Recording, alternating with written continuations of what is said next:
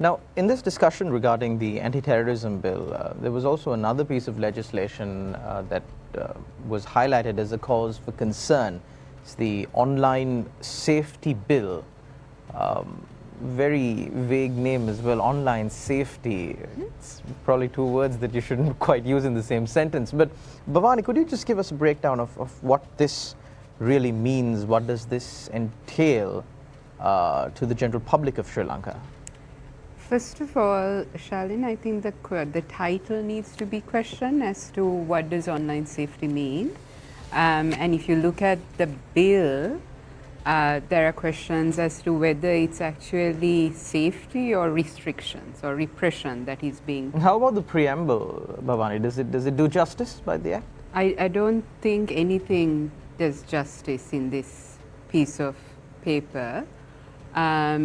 So what it tries to do is provide a framework that is going to control what is said, reported, published on social media.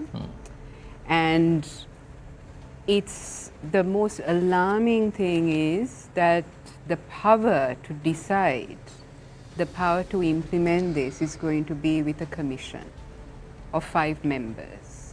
5 members appointed directly by the executive president.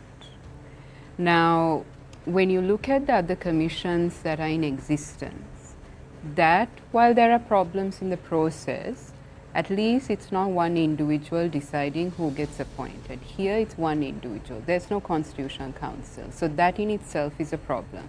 One individual decides the composition, who gets appointed, to a very all-powerful commission. It goes to a point we've been discussing in previous shows on the Broadcasting Regulatory Commission, which also, that bill in itself had problems in terms of the entities that it tried to create. But this draft has such, again, the point about very broad terminology as to language in terms of its, I mean, that's why I said, what is distressing? I mean, what does distressing mean in terms of a piece of information? What is distressing to you could be very different to someone else. But it's the 5 members who decide. And the 5 members have such broad powers to direct, to issue guidelines, and so it really controls freedom of expression. But it also has a minister that can issue regulations. Now, this issuing regulations is again not new. You see that power proposed in the ATA to the president. Here it's to the minister.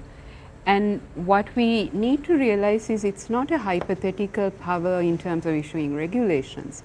If you look at what happened in 2021, under the PTA, regulations were issued by the then president. And we went to court and challenged it. Some of us challenged it and got a stay order from the Supreme Court.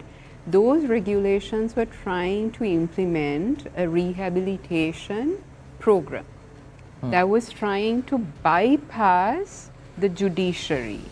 And it was very much driven as to, as some of the international experts who looked at it said, it's a revolving door from detention to rehabilitation. That is also within the military structure with very limited oversights. What does rehabilitation mean? What does reintegration mean? If someone has a critical point of view, you go through that process. Now, all of this means the executive arm has broad powers.